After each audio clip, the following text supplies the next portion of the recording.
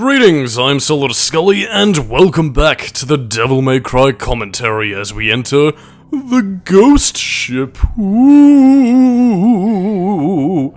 Thankfully, though, it has nothing to do with that shitty film of the same name that came out, I think, a year after this game was released, so, yeah.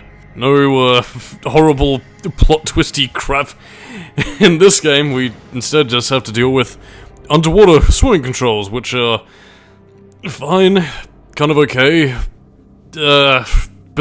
Actually, now that I think about it, I think the only two games that have swimming controls is this and Devil May Cry 2.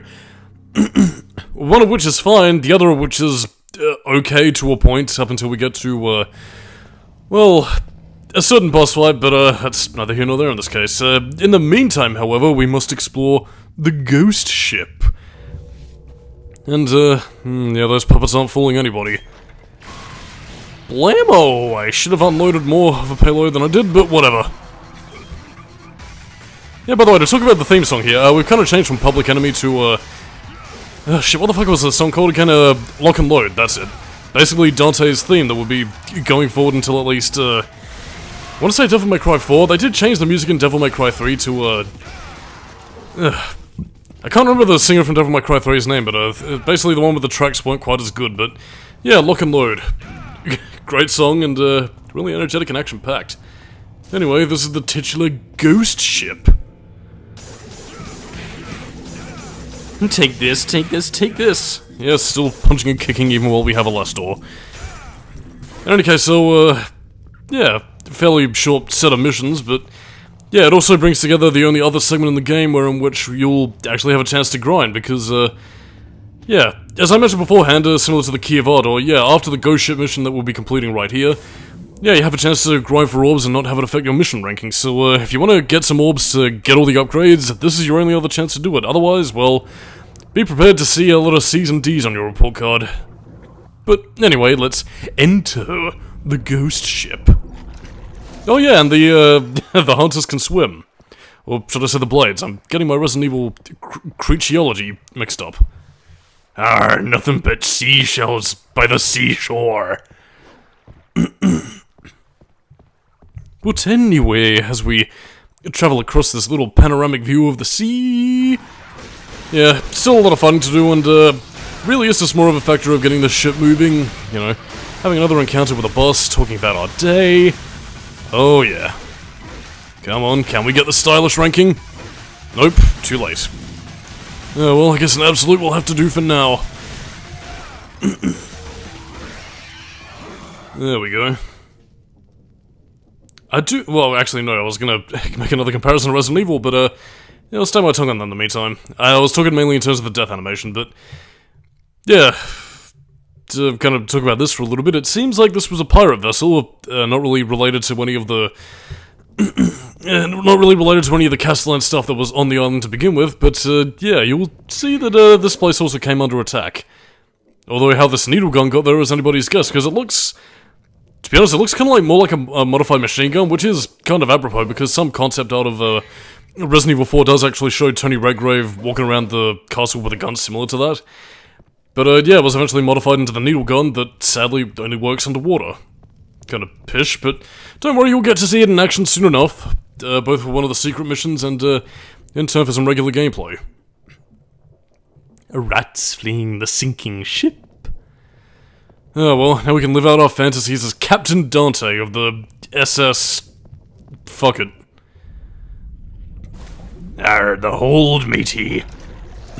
But yeah, this is also where you can get some blue orbs, it's either there for a secret mission or it might just be hidden around someplace, but, yeah, to talk about swimming controls, it's in first person, obviously. You swim around by pressing the X button to maneuver around. You sort of navigate around by using the left analog stick and the directional pad. And, yeah, pretty much it. You can't use Devil Trigger. All you really have to your defense is, the needle gun, so no swords around here. And, it works well enough for what it is, but it is also markedly less versatile than the swimming controls of Devil May Cry 2. But, thankfully, it is also spared by not having any boss fights under here, namely the Tateo Bess boss fight, which, well, it's also quite interesting to talk about here. I mean, I'll probably discuss it a little bit later, but, you know, there are some enemy concepts that are worth talking about, and, I get the impression that two of the bosses from Devil May Cry 2 that were intended for this area ended up being reused for that game, so either it was a case of they couldn't really fit them into the game as they wanted to do so, or, well, I'm not really too sure to be honest. I guess maybe they had the concepts for Devil May Cry 2 and in lieu of, you know, the game's rush development cycle, they just sort of had to make do with whatever concept art they had, really. There we go. Bravo, Dante. You're absolutely excellent. Oh, just an absolute. Not a stylish. I will never be stylish. Come on, there's nothing else here, so let us go up onto the deck and, swab the land. Ah, the captain's chamber is, locked off by those ghostly swords. Will we have to do battle with floating swords in typical Knights of the Old Republic fashion? What is this? There's something on the deck. Oh, it's just a small orb. Anyway, as we continue to explore the ghost ship that also has secret dimensions where redstones lie. Yeah, it's a very arena-looking pirate ship. No way you can fall off into the water, so don't worry about that, so, yeah, that aside, the spirit is where the fire is lit, but it is sealed and cannot be lit. So yeah, which is pretty much telling you just to go towards, you know... It's not meant to be the bridge, is it? Fuck it, don't go towards the captain's cabin and, then boss fight go now. And, if you can probably tell, you know, given the game likes to have the rule of three, you know, we had Phantom a couple of times, then we had Nilo Angelo a couple of times, guess who's coming next? Yes, indeed, Albert Wesker. Indeed, complete Devil May Cry saturation. Bam. Wee-ho. Yeah, I do apologize if I'm a little bit sluggish today. It's just, it's, been a fairly busy work day for me, so I'm kind of a little bit loosey-goosey and out of my mind. Oh, that's a delicious sound. I wish I had a blue orb right now. It could bring me back to my spirits. But yeah, so I guess maybe to talk about another certain boss fight that potentially could have taken place around here as we're continuing to just sort of fuck about and get all the red orbs we can. Yeah, I noticed an octopus like right in the bell of the ship that's meant to be, I guess, decoration or, you know, a way of personalizing one's, you know, seafaring vessel. But, I mean, given the whole octo theming, it does kind of make me wonder if the Joe Golem was meant to be maybe one of the boss fights in this game, actually. Because, I mean, there is some, you know, some concept art that does actually show, like, an octopi creature that's, you know, there to attack Dante. I mean, it's a bit more bioweapon in Resident Evil fashion than it is what we see in Devil May Cry 2, where it takes on a more feminine demon appearance, but, yeah. It does make me wonder whether or not that might have been the case, but in any case, this is the Ship of Souls, sailing to the underworld. Now, you might think that this would be how we'd reach Mundus, but no such luck. Well, primarily for two reasons, really. I suppose this could have potentially been a way in which Dante could have reached it, and by the way, no, the Death Scythe is not the boss fight that we're going to be facing here, but, yeah. More importantly is basically just, I don't know, I guess maybe some events causing the ship to crash prevented Dante from reaching the underworld easy, so whatever. I mean, in this case, you pretty much need a Hellgate in order to access the underworld to begin with anyway, so really, who knows at this stage. Cutscene go now.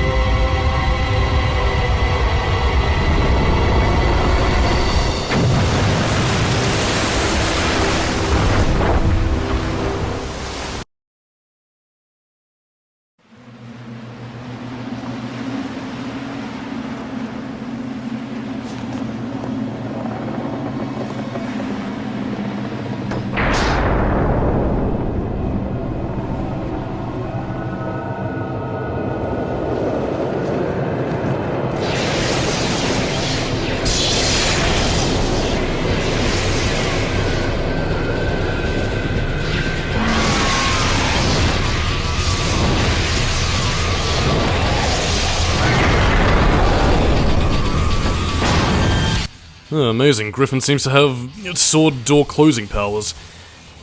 Yeah, by the way, if I could kind of talk about anything really, it's to do with Dante's demon form. One detail I kind of... Well, I mean, I kind of miss, both in terms of the double trigger design here, is that, personally I find the design to be kind of cool, and also the fact that Dante morphs between demon form when he's attacking and human form when he's, you know, remaining idle. Kind of gives a little bit more credence to the idea that he's, you know, half demon, half human, and can't really access, you know, the full palette of his power because he's not technically a full demon. Devil May Cry 3 would later give him a slightly shittier looking design, which I wasn't really too big a fan of. I mean, it was designed by one of the people from Atlas, but acquiesced, really. Anyway, to kind of talk about the boss fight against Phantom here, it doesn't really change all that much. I mean, again, using Devil Trigger as much as we can. The only thing that, you know...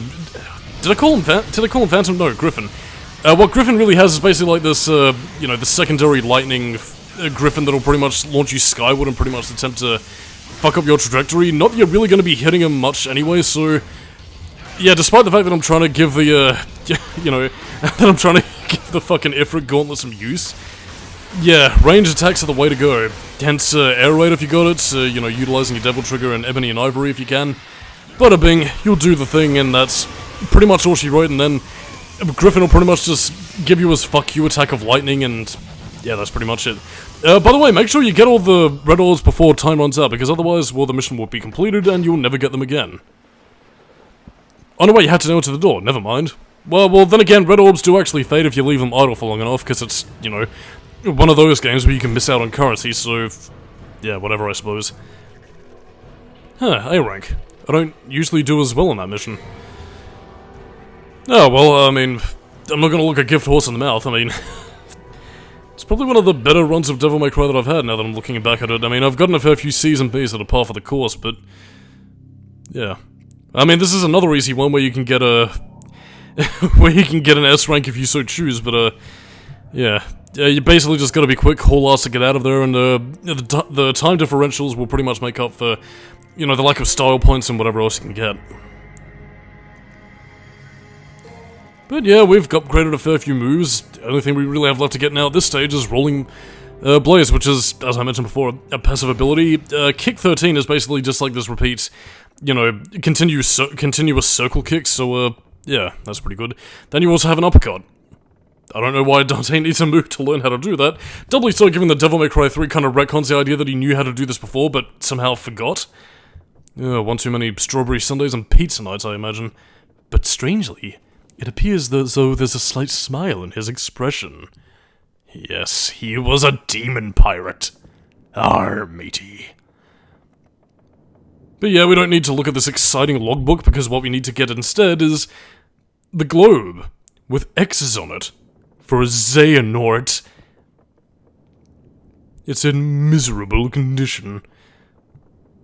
It kind of reminds me of a news report I heard about the Titanic recently, where, yeah, compared to 10 years ago, a lot of its, you know, artwork and metal is starting to decay. Like the staff of Hermes, mon! Anyway, cutscene go now.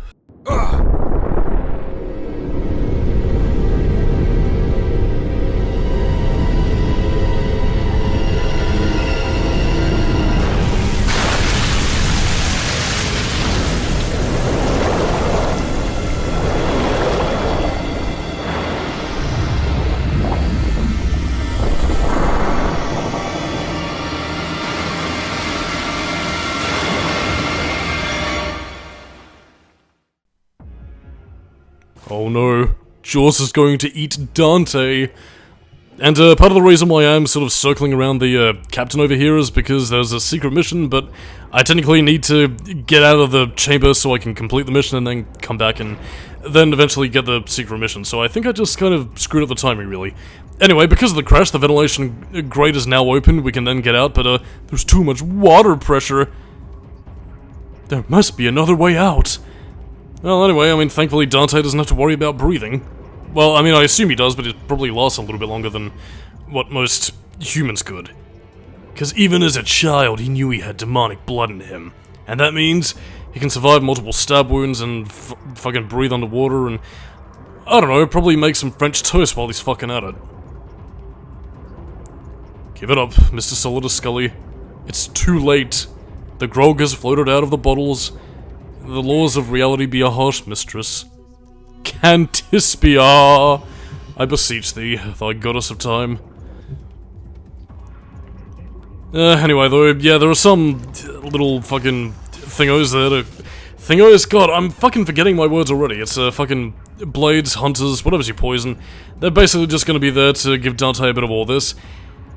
And I'm completely screwing things over, thus netting myself horrendously poor mission rankings. I could really use a sign of chastity right now to replace the defunct grey matter that is my brain. But yeah, that's also part of the reason why the blades also shoot out their fingernails, because it's a secondary attack primarily meant for under the water. I think they will actually attack you if they swim into you, and they will... Okay, well, they're not meant to clip in the model like that, but they're meant to, like, sort of swish attack you. Which I believe was also later reused for Devil May Cry 2, where they also act as underwater enemies. But yeah, putting all that aside though, the hunters actually... Hunters, blades, whatever... Yeah, they actually do make a fair few appearances in the Devil May Cry series. They make an appearance in 1, 2, and 4, actually. Quite odd, but I mean, it is quite nice that they get to, you know, have a fairly good appearance. Anyway, there's one more little appearance we have to worry about as soon as we get them out of my face. And just searching around one last time for items. Maybe they got jostled loose in the sea. Down we go. So yeah, that's the blue orb that was jostled loose, apparently. Yeah, and I suppose the benefit to this is, I mean, given the fact that you don't really have a lot of maneuverability options, yeah, if you focus your fire on some of the blades, you'll pretty much get a decent ranking. You know, get a bravo, an absolute, and potentially a stylish if you're decent enough. Although, then again, if you take damage from enemies, you'll pretty much lose that ranking, so, screw Dante, I suppose. I really don't know why I'm wasting my time. There's not really too much to worry about here apart from just one other secret mission, and that's pretty much it. No, I mean, there is a pretty tense theme going on, so credit to Masami Ueda, so guess in the meantime, while we have more odd goings-on, I might as well talk some trivia. Let's see. Oh yeah, I guess I might as well talk about this, since we have had very little dialogue thus far. Yeah, Devil May Cry, much in the similar vein to Resident Evil actually, was only ever dubbed in English. I mean, they did have Japanese subtitles, but yeah, never a Japanese dub for this game for some reason.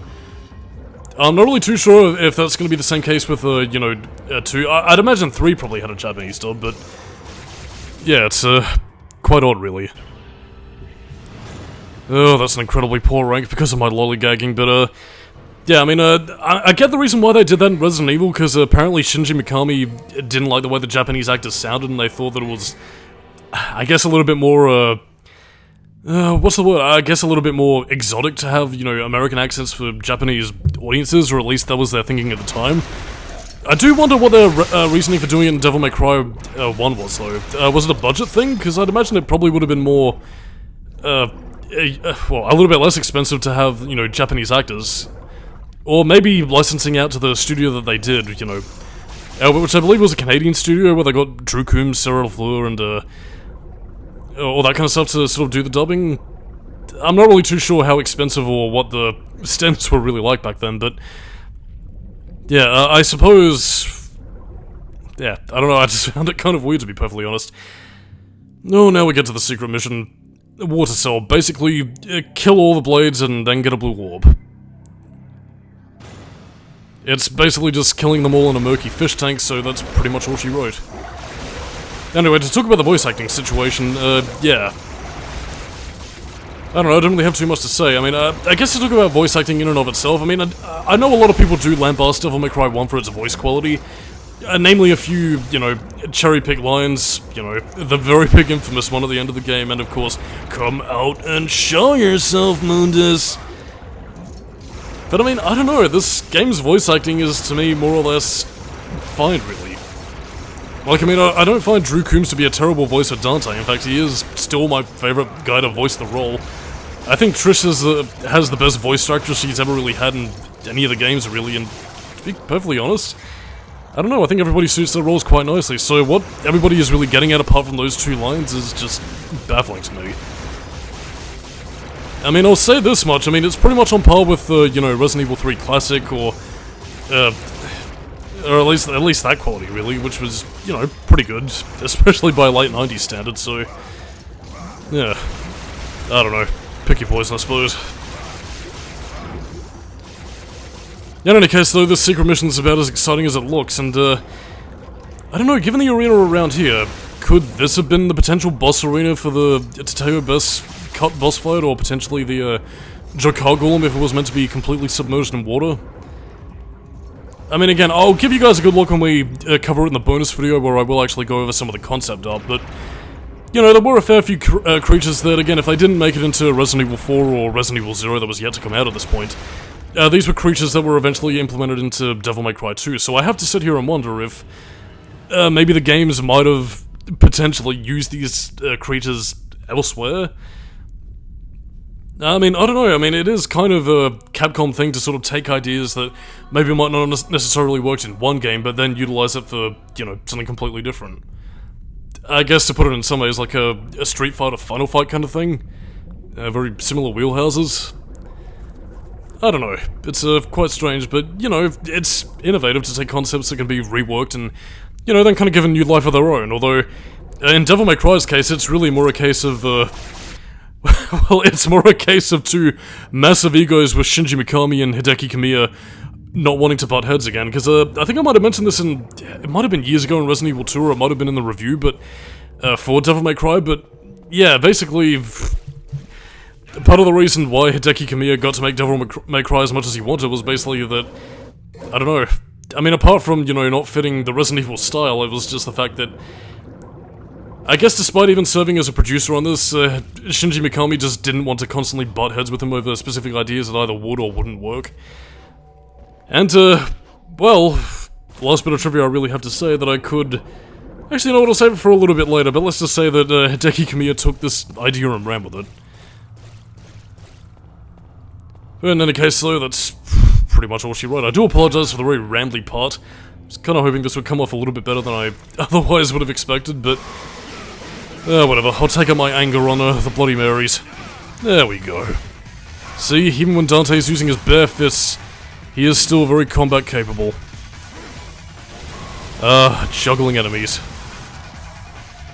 I mean, I will say, for a mechanic that was the bread and butter of which this game was inspired by, still quite a fun thing to do, even without all the bells and whistles that would come later on in the series. Anyway, go down here, look into one of the treasure chests that aren't filled with seashells, and what is our prize? Holy water. Delicious. Oh, and there's treasure here. But there's nothing that can be used as weapons. Oh, Dante, you could use that to pay off all your bar tabs and debt problems, but queest, I'm Solidus-Skully, keep it new metal, and next time, on to my favourite level of the game.